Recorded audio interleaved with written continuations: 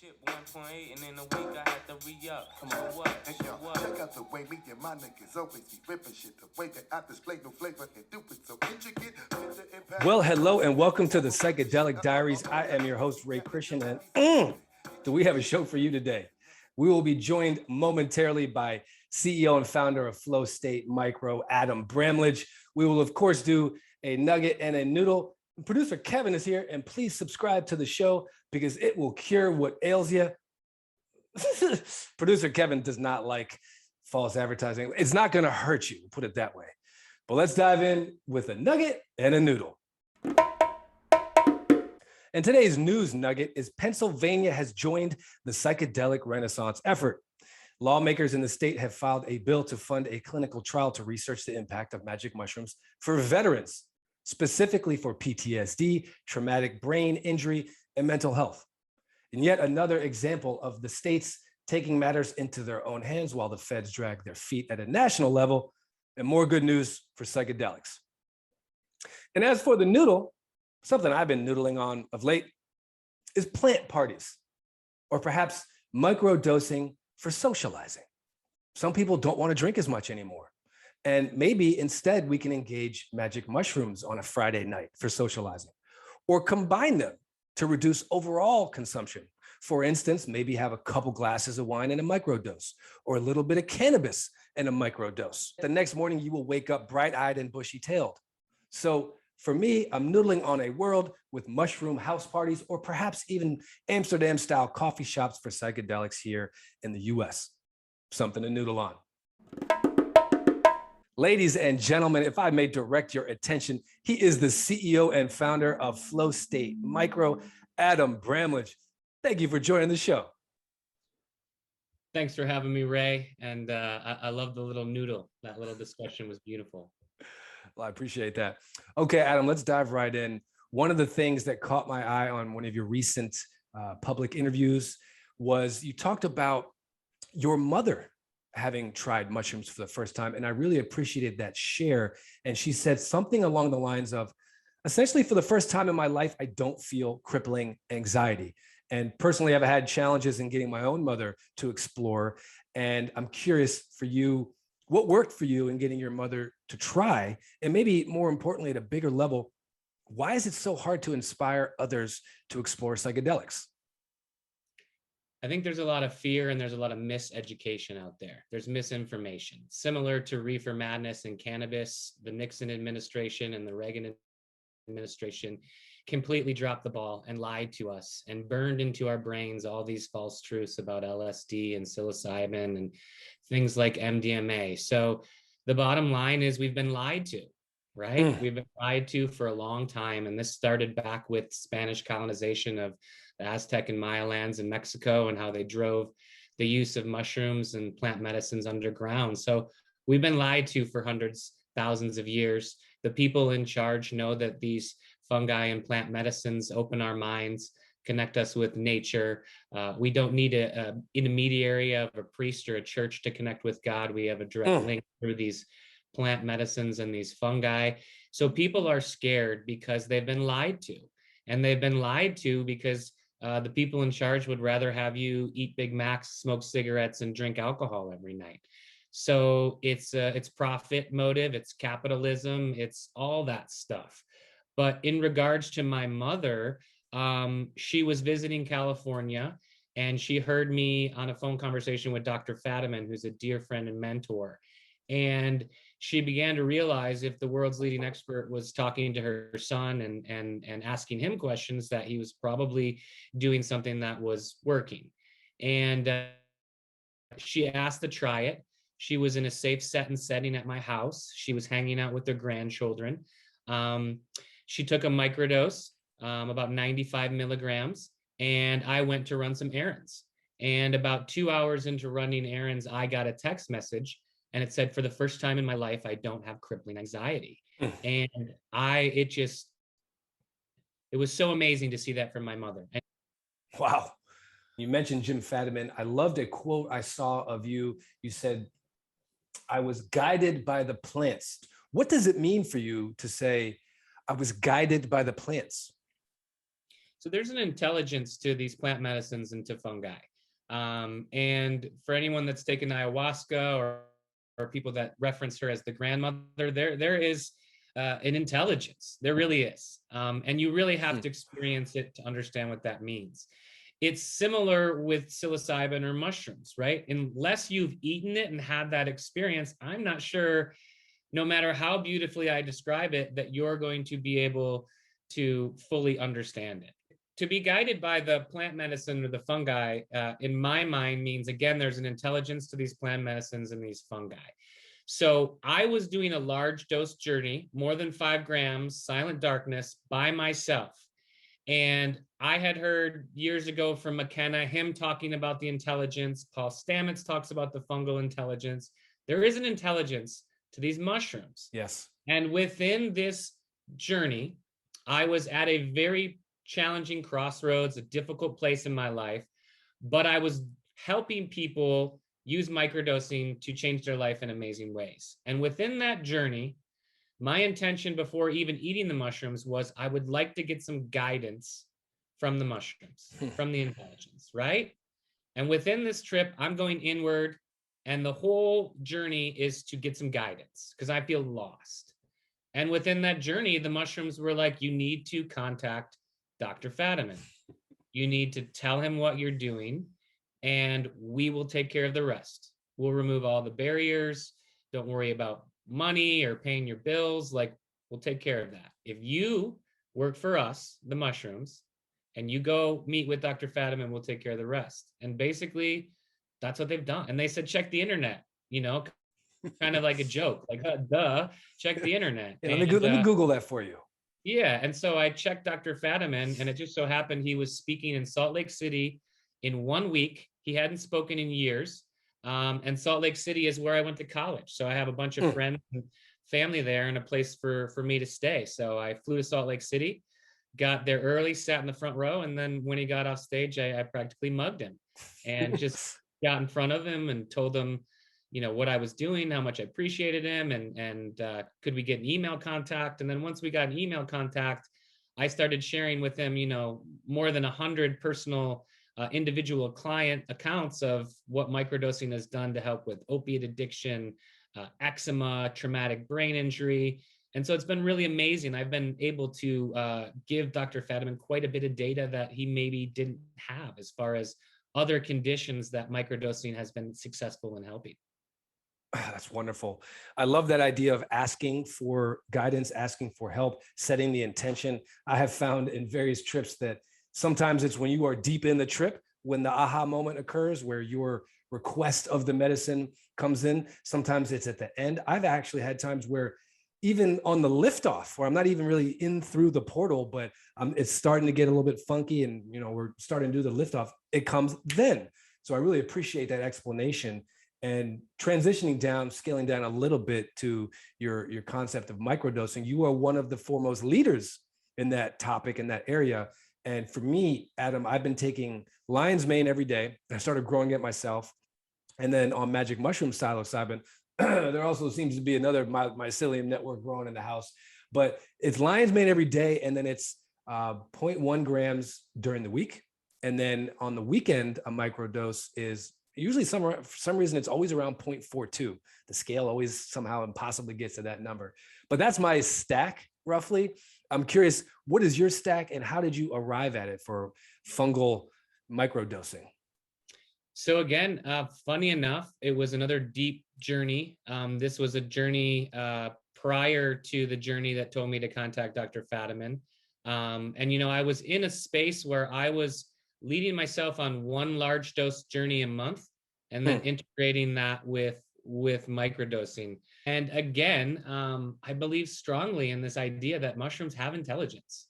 And so I asked the mushrooms, what are the best? And again, they told me that they'd guide me and they would let me know. And over time, we got down to what we call the flow state blend, which is cordyceps, lion's mane, chaga, maitake, and then stack that with whatever your sweet spot of psilocybin is. I tend to find that between 90 and 100 grams tends to be a really good place for most people and for most people to start. Now, why am I adding these other mushrooms beyond lion's mane? I think Paul Stamets is onto something with lion's mane stacked with psilocybin, the increase of neurogenesis and neuroplasticity. I also think that the cordyceps mushroom is going to be the new mushroom in the next few years that everyone's buzzing and talking about. This is a mushroom that helps with stress. It also helps with energy and endurance. And it's shown to increase actual VO2 or oxygen intake. It's like a bronchial dilator. Years ago, the Chinese Olympic team used 4 grams of cordyceps a day to break these world record times in long distance running, and they were accused of steroid use. And all they were doing was using large amounts of cordyceps. So for thousands of years, we know that cordyceps is an energy booster. So that cordyceps in my stack gives people energy throughout the day on top of the energy that they might get from the psilocybin. Maitake is a mushroom that's really important for immunity support, which is so important in these times. And then chaga is the king of all mushrooms. I mean, there's over 215 phytonutrients just in the chaga mushroom. So for overall gut and brain health, it's just important in my mind to get that chaga in your system as well. And I work with a lot of NHL athletes, and they find great advantages from using the cordyceps, chaga, lion's mane, and psilocybin. I haven't done much with cordyceps. I've done chaga in the past, but I've never combined anything more than the lion's mane and the psilocybin. I think there's really something to this entourage effect. And I think you've touched on it. I'll have to try that out. Speaking of microdosing on a scale of bringing it to the people, which you are one of the great mouthpieces in my mind in this space, you recently did Double Blind's How to Microdose course. And I actually learned to grow mushrooms from their How to Grow Mushrooms course. So you're obviously a guy that's good on camera, well-spoken. What surprised you as you were recording that course? Yeah, well, I did that course more often than not off a very short list of notes, and then off the top of my dome, improvised like, you know, somebody in hip hop or something like that. So that's challenging. You know, it probably would have been easier if I was reading cue cards or a teleprompter, but I also think it wouldn't have been as honest. It wouldn't have been as heartfelt, and it would have been more robotic. So from a talent standpoint, as somebody who's been in front of the camera a lot, it's hard to sit for 2 8-day periods as the only talent on a shoot in one setting and talk the whole time. So that was probably the most challenging. But to be honest with you, it wasn't challenging at all. The women at Double Blind are amazing. What they're doing for psychedelic education and their classes on how to grow mushrooms and our class on how to microdose is so important and so pivotal. To be honest with you, working with those ladies was a breeze. There was nothing hard about it. They took care of me. We had a great location. Alex, who is their production guy, does all the filming and editing. He's amazing. He's got a great story about microdosing and playing soccer, because I convinced him to microdose and play soccer and see what happens. I think he scored like 4 or 5 goals that game. I appreciate what you said about wanting to go off notes and have it be a little bit natural. I have found in speaking roles, obviously you cannot just read. That is a death knell for a good speech or a good presentation.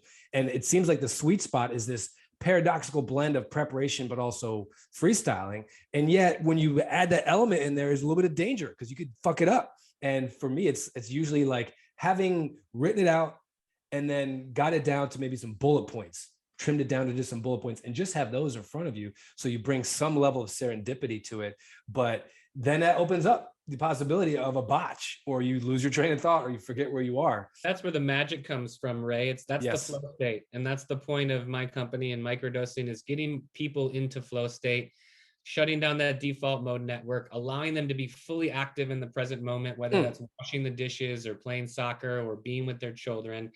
And that's what I was aiming for in shooting the course, was flow state. You know, we did have our bullet points. You know, Shelley was really great about making sure we had an outline and really great stuff, but there is magic that happens when you step off that cliff into that precipice of the unknown and fear. And yes, you can fail, but when you learn to trust yourself, that's also where the real art and the real magic comes from, whether it's improvisation by a jam musician or an artist, or somebody, again, that's trying to teach you how to microdose. It's like the true magic occurs where you got some order and some chaos fighting each other in that yin yang space. I love the Double Blind ladies. when I first started seeing, oh my God, there's an industry for psychedelics, I was like, this is really cool. There's a really good sign. And I saw all these life sciences companies, and God bless them, different use cases that go in the traditional medical path. But it wasn't until I saw double blind, like probably 10 months ago, where I was like, wow, okay, this is happening. Something real is happening. They're empowering people. And I think you with Brooke on the How to Grow and you on this microdose course, you're doing great stuff. Something you said earlier, Adam, I want to touch on, because I have felt at times alone on my own particular cadence of once a month on large doses. And I would call that anywhere between 1.75 for somewhat lighter up to 4 grams. I've never done more than 5. And I did that once a month for almost 5 years. And I felt, and I didn't really do a lot of research into it. It just called me to that cadence. And I haven't found a single soul that has done it at that cadence. And I'm like, am I losing my mind? Am I going to go off the deep end here? And it's really cool to hear that you have also done that. And one of the reasons I was so excited to get you on the show. And speaking of Jim Fadiman, he has given me flack saying that's too much. And I actually wonder if they are coloring their view on that on LSD, because I cannot do LSD once a month. That's too much. It's a different experience. But with magic mushrooms, it felt right for a very long time. Although, quick postscript, right now, it's not calling me as much. And, but that cadence, I'm curious, what called you to that cadence at once a month, and what did it do for you? Intuition, and I love Jim and I love all of the old guard, but at the same time, I think it's tough for anyone to give you their personal opinion and tell you shouldn't do something that your intuition told you. Okay. They're absolutely right in the fact that psychedelics shouldn't be Cub Scout badges. It shouldn't be how many times can I do. I mean, if you're continuing to do ayahuasca and mushrooms and you need to take a large dose journey every month for 12 months, you're not integrating your shadows. You're not doing the work. You're not learning anything. So the reality is I probably did 4 large dose journeys over the course of the year, and they were probably spread out once every month or every other month, something like that. But what happens is you get the message and you hang up the phone. All right. You're not called to be doing it so frequently anymore because you don't need to anymore. You got the message. You got what you needed. You hung up the phone. When's the last time I did a large dose journey? It's been 2 years with mushrooms plus since I've done another one of these large dose journeys, because I got what I needed 2 years ago. And for now, I've hung up the phone. What I'm hoping for is my next opportunity in a large dose with psilocybin will be with some sort of facilitator, sound healer, that type of thing. I've had an experience with that at a Jamaica retreat that was amazing, but I haven't felt called to need the guidance anymore. I've found that through microdosing, through exercise, through the large dose journeys I've done years ago. And my intuition has built to a place where if all of a sudden in a week, it's like, Adam, you really need a large dose journey, I might listen and I might consider it. But what Jim's getting at when he's saying you're doing it too often is what's becoming popular in microdosing and large dose journey psychedelics is people think it's about how many times you can take it. Like right. I see all these people that have done like ayahuasca 100 times. And it's like, do you really need to do ayahuasca 100 times? Like that's a lot of times. And like, do you need to eat large dose journeys of mushrooms every month? No, probably not. That's too much, right? Do you need to microdose every day? No, it's not a 7-day-a-week thing. Right. Do you need a microdose for the rest of your life? No. The majority of my clients will microdose on a consistent schedule for a few months, and then it gets less frequent and less frequent, potentially more often than not to the point where maybe they're microdosing once a month at most. So I want to be clear that microdosing psychedelics, this isn't about how many Cub Scout badges you can get on your uniform, all right? And you really got to look closely at people that need to do hundreds and hundreds of journeys. Like, what are you not integrating? You're getting the call on the phone. It's time to hang up and integrate. But instead, people just go back to that large dose journey. Badge. It's not a badge of honor. It's not another notch on the belt. It is, I have felt like it's almost a situation where if you think of your brain as this, like this engine in a way, over time, it gets crusty, it gets gunked up, and the microdosing or the big doses, they tend to clean it out. and it's good because you get down to the metal in a way, and it's a fresh machine. It's now humming and purring like a Tesla, if you will, again. And once you get down to the metal, there may not be as much of a need. The one thing I would say to that is, for creativity and very difficult, complex problems, and for true invention or creativity, I think it's useful. I found this, what I would call a Mozart zone, where basically 5 days after the trip, and then for another 3-4 weeks after that, you have this beautiful combination of the sense of wonder and curiosity that a child has, but also the resilience and intuition that an adult has. And it's quite useful. But you almost have a little bit too much neuroplasticity, where it felt like in those sessions, in that Mozart zone, if you will, during that monthly session, it's not good if you have repetitive work. And I also don't think it's good to be fresh off a big dose if you have some hard-hitting negotiations to do with some bad dudes that are not microdosing. In that sense, sometimes being a little bit childlike and free love and creative ain't the thing. And but if you're in a more of a safe space, you need to do some skunk works type approach, some true creative work. Seems like that's a good spot to be doing big doses. Psychedelics and creativity. I mean, we know that to be true. And, you know, Dr. Fadiman did that research back, I think in 72 at IFAS, where they got, I think, 28 professionals who had struggled to solve a problem for over a year.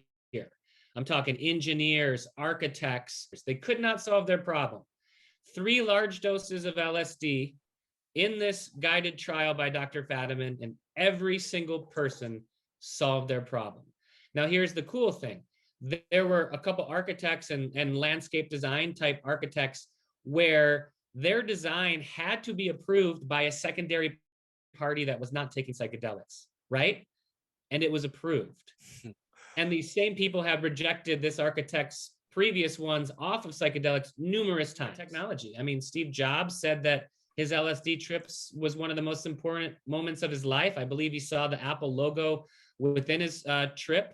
Francis Crick saw the diagram of DNA within an LSD journey. And that's why we know what DNA looks like, is because thankfully he took LSD.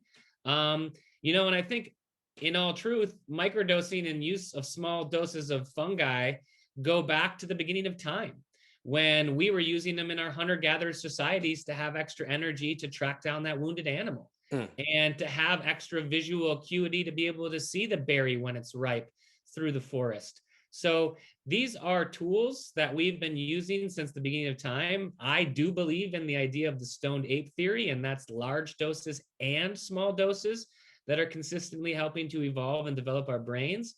So this isn't something that we've just started using to solve problems. This has been something that's been helping us evolve, be more efficient, more successful in our hunts, in our life. And like Stamets says, more communal, more empathetic, more connected to nature, more connected to our partners, less likely to be abusive. I appreciate that mention of the stoned ape theory. For those that aren't familiar, it is essentially this theory that over hundreds of thousands or millions of years, primates, our ancestors, were finding and consuming psychedelic medicine or mushrooms, and it was advancing their evolution at a genetic and memetic level. And I also am a believer in that.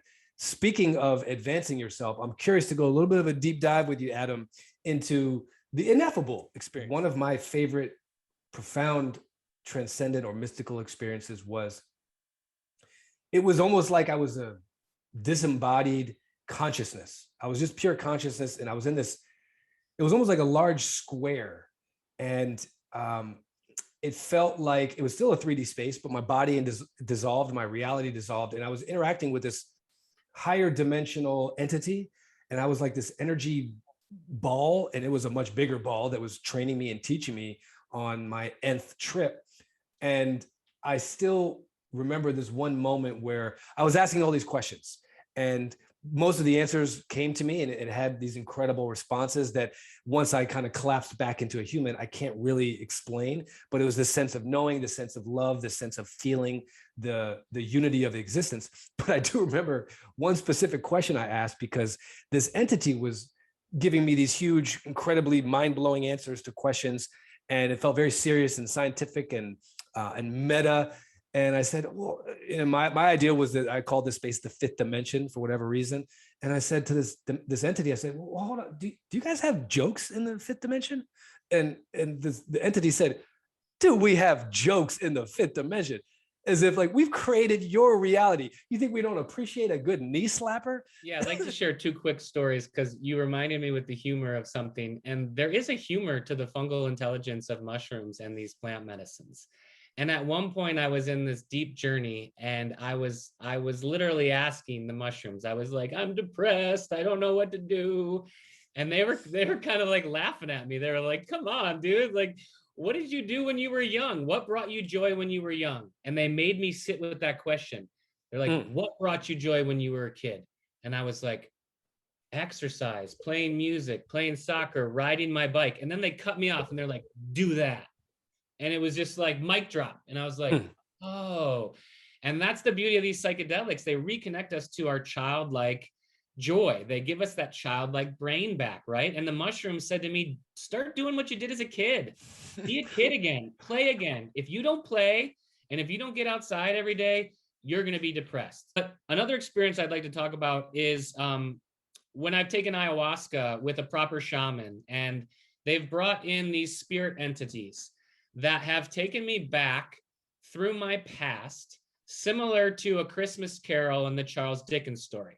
So if you all remember Ebenezer Scrooge, and he had this spirit being that would take him back to memories in his past, and he would stand there in the corner and he would watch them happen, right? You remember that? Of course. That's what these spirit entities did to me in my very first dose of ayahuasca. And they took me back to all of these memories from my childhood, whether they were super traumatic or whether they were super minimal and I had forgotten of them for 39 years. And they made me stand there and they made me watch them. And then they said to me, every single thing that has ever happened to you has been perfect and it's had to happen. And then they launched me into another period of time, and I'd see all these events in my life.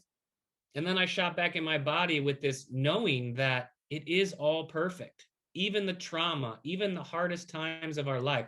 And that's what these spirit beings brought me to, is they brought me to the hardest, most traumatic moments of my life. And I just cried and I just bawled, just the deepest, most, I mean, I was probably crying for my ancestors, generations of people, and the spirit guides held me.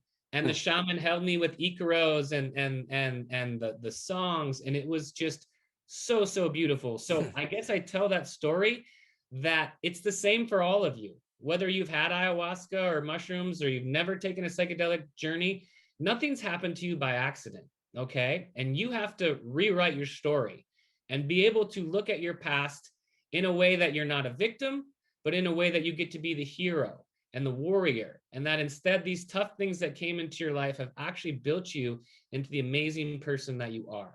And that's what ayahuasca has shown me. That's what these spirit guides have shown me. They've done it more than once. I think large doses of psilocybin, very similar to ayahuasca. Again, you're not getting the Icaros and the guidance of these amazing teachers. But I just want to remind everyone that there are no accidents and everything is perfect. And sometimes when you don't get something you want, there's probably something even more amazing coming for you on the back end. Wow. Well put, Adam. That is a beautiful share. Thank you for opening up the kimono into your mystical experiences. And we got to wrap up and jump to the soul search. But I want to say your share on what they were reminding you of how you had fun as a child. It made me think of a realization I had recently where we kind of think of ourselves as at every age bracket, every cohort of you're in your 20s now, you're a teen now, you're in your 30s now.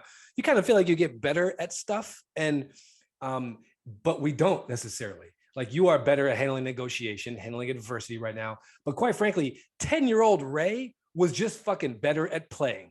And same thing with Adam. And I think it sounds like they reminded you of that. So what's coming down the pipeline that's got you tickled at the moment? I'm going to be publishing a book after the new year called the Microdosing Manual, where I'm going to be creating a manual for people to be able to do this safely and effectively on their own. I've been diving really deep into the ancient use and historic use. I've found some amazing stuff regarding even Cortez microdosing his troops with peyote to help them march long distances in their steel armor. So even though they were murdering and slaughtering people for using these plants, when it benefited them and helped them to get to the next area to murder people, they were using small doses of peyote. Wow. So there's a really amazing history. And the long and short of it is we've been microdosing since the beginning of time. To think that, you know, the apes in the plains or the early people were only eating large doses is silly. Of course, they nibbled and ate a little bit one day and saw what happened and then ate more the next and so on and so on. So I'm excited about this book. I'm really excited about the How to Microdose course with Double Blind. For those of your listeners that haven't checked that out, please check that out. And I think that's a great start. You know, it's important to remember that, you know, with psychedelics, there's more of a margin of error than cannabis even. You know, if you're taking too large of a dose of LSD, thinking you're microdosing and you go to a business meeting, next thing you know, you're stripping down naked and running out of the office. That's not a good thing. So more than anything, it's important in my line of work to just educate people on how to be safe with these substances and to remember they're not for everyone and they're not a Cub Scout badge. It's not about how many times you can take this. And microdosing is about microdosing until you don't need to microdose anymore. We got to switch over now to the Soul Search speed round. Adam, are we in a simulation? Yeah, I think the reality is what's real? I don't know what's real. What I do know is that we are spiritual, infinite beings having a human experience. And I think that that's really important to remember. I feel like whether it's a matrix or not, doesn't matter. We have a subjective experience. So just enjoy it. What has been a recent hard-earned lesson? Probably to the last time I took a large dose of mushrooms. It's got to be the right set and setting. I was able to tap into all of the fear and suffering and worry regarding this pandemic, and I didn't want to do that. Set and setting, it really is everything. Okay, Adam, question number 3. You are on a desert island for 10 years by yourself. You only get to choose one mind-altering substance to bring with you. Who you got? I got psilocybin all the way. Amen. Me too. Okay. Question number 4. Adam, pretend you are a news reporter and you've got 2 years worth of stories to run with. What is the most fun headline for the Adam Bramlage personal story that Adam from 2 years ago would love to see? What's the headline? Depressed man ends up living his dream and working with his heroes. Amen. Okay, Adam, lastly, where can the viewers find you, or do you have any additional requests of them? Yeah, just follow me on Instagram, Flow State Micro. Check us out. We got a lot of good information on there. And then I want every single one of your listeners to sign up for our How to Microdose class with Double Blind. And I know that there'll be a link to the course in your show notes as well. So other than that, just follow me on Instagram. And if you're interested in the functional mushroom blend, we sell that legally at flowstatemicro.com. I also work with people one-on-one as a coach. Pretty booked up these days, but you're also always welcome to shoot me an email as well at adam@flowstatemicro.com. So just appreciate you having me on, Ray. Thank you so much. Oh, it's a pleasure. We'll get those links in the description. A busy man doing a lot of cool stuff. That is it for today's episode of the Psychedelic Diaries. Thank you to Adam Bramlage. Of course, thank you to producer Kevin. I am Ray Christian. We'll see you next time. Check out the way me and my niggas always be ripping shit. The way that I display no flavor and do it so intricate. Picture and pattern and pender all over the shit. Y'all niggas be yapping.